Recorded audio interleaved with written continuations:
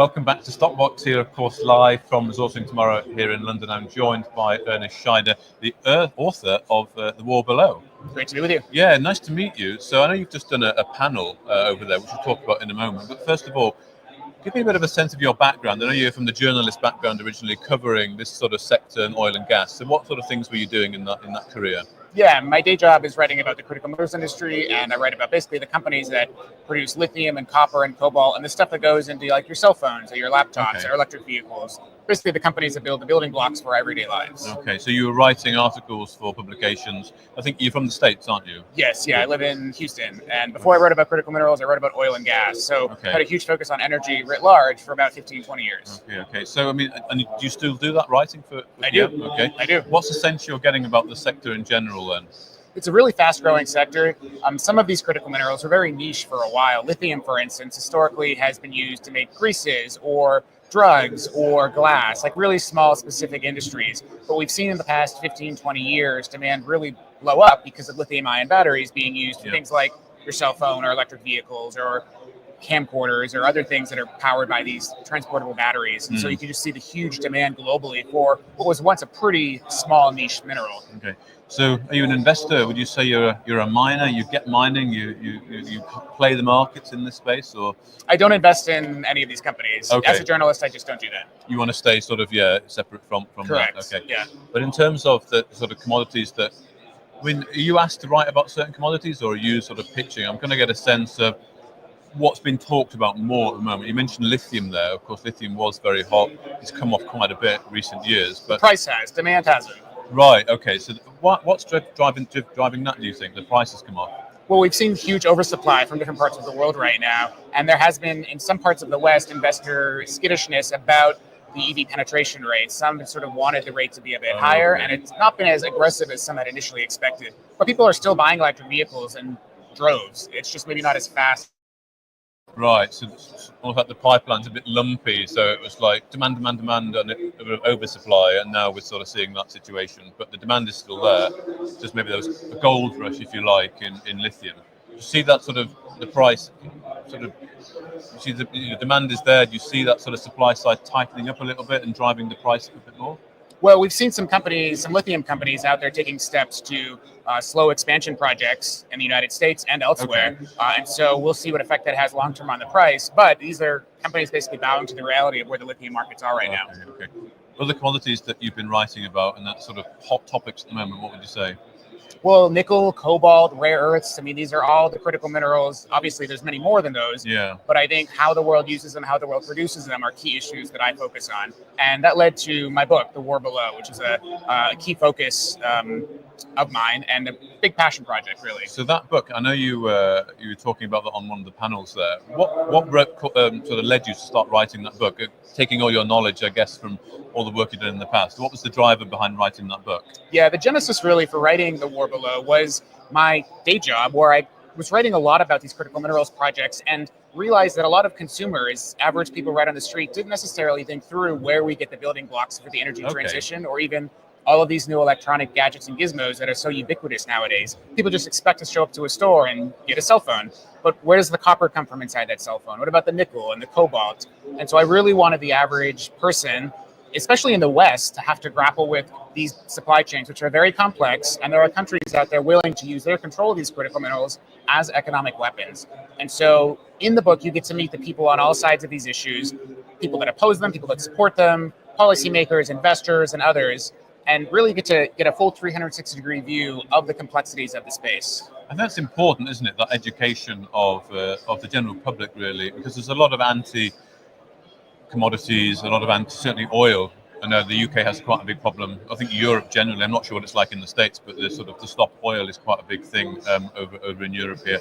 But also there's a negative attitude towards mines, but we need them, don't we? Therein lies the rub. I mean, to have this energy transition, to have all of these electronics, we're going to have more critical minerals. There's just no way around it. So having that conversation around where and how we want to get those building blocks is so important.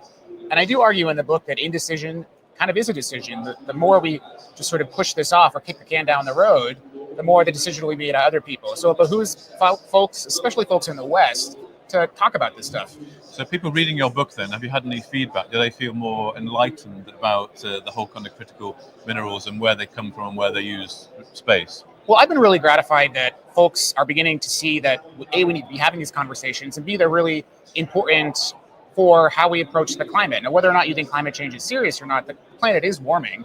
And so how we respond to that is intrinsically linked to mining. And so I've been really gratified that folks have been learning a lot more about these spaces and grappling with these tough issues. Okay. I guess there's not much literature out there on this subject. Well, I mean, there's not in book form. There's plenty of articles and news articles, but in terms of sort of sitting down and reading a book, there are some books out there that are related to this, and we each sort of take our own bite of the apple, if you will. What I really wanted to do was to show people in the West, especially, that these are issues that we've got to be having conversations about. I think take up 4.5 years ago when the pandemic started, people were shocked, at least in the United States, that country didn't make any masks. Remember, we all had to wear masks for so long. Yeah. And people became really shocked that, hey, this really basic yet essential piece of medical equipment wasn't made in the United States, which actually invented the mask. And it had been exported, the manufacturing of it, to overseas. And I think you just extrapolate that onto this energy supply chain that's new now, and people are really surprised. Like, oh gosh, the stuff that makes my cell phone wasn't actually taken out of the ground in the West or the United States. It was taken out of the ground in some overseas place that they may never visit or go to. And so you just think about that supply chain and the potential for it to be disrupted by weather, by armed conflict, by something else. And I think that really surprises folks. And the book helping them to understand that was my main goal. Okay, good. And do you feel you've achieved that? Do you feel we can sort of make mining and investing in mining particularly, because it's important for everyone, I think, to invest to better their life. I know in the United States you have a bit more of an investing attitude. You've got lots of instruments like the 401k, for example, that you can invest in for retirement. But can we make sort of mining sexy again? Well, whether or not mining can be sexy again, I don't know. But what I will say is it's obviously essential to our standard of living, and it's important for us to be having these conversations. To me, it starts with a conversation, and I really wanted the book to do that. Okay. And the era of us just sort of showing up to a store and expecting something to be there is over. Right, okay. Now, your panel that was on how can we secure critical supply chains, you've just finished that, I think, haven't you? Just got off the stage, yep. What were some of the key takeaways from that? You interviewed Dominic Raab, of course. He was the ex-Deputy Prime Minister of the United Kingdom, and the Foreign Secretary, I think, but now he works in private capital. So, give me a sense of some of the key things you asked him and what sort of key takeaways you took from that panel. Yeah, we were talking a lot about how the world can secure critical mineral supply chains, and there's obviously a lot of geopolitical maneuvers being taken place around the world. And I would say there are two big things right now that the world is focused on. Certainly President-elect Trump in the United States and steps he may or may not take related to the critical mineral supply chain. He takes office next month, so we'll have to see what he does. He's assembling his cabinet right now. And then I think second is moves that China makes. We saw yesterday that China moved to block exports of certain critical minerals, graphite, germanium, gallium, and others, to the United States.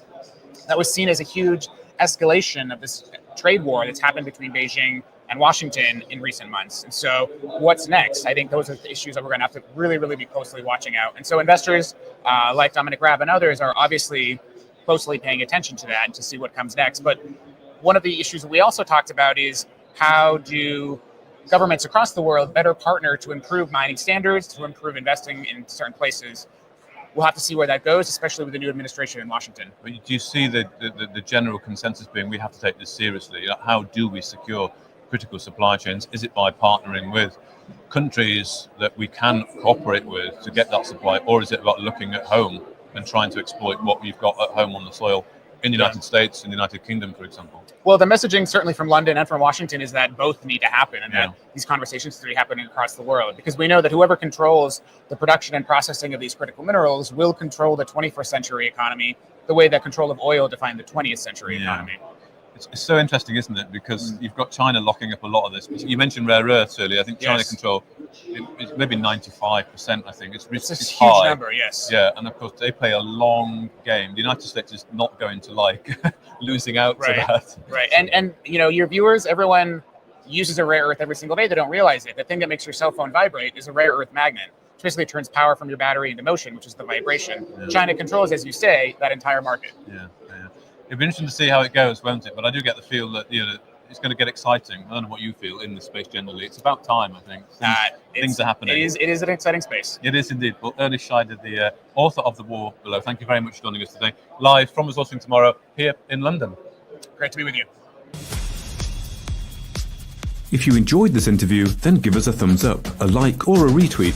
Subscribe to us on YouTube or follow us on Twitter and hit that notification bell to be the first to know when we release new content. There's loads of great content on our website too, across all our programs at stopboxmedia.com.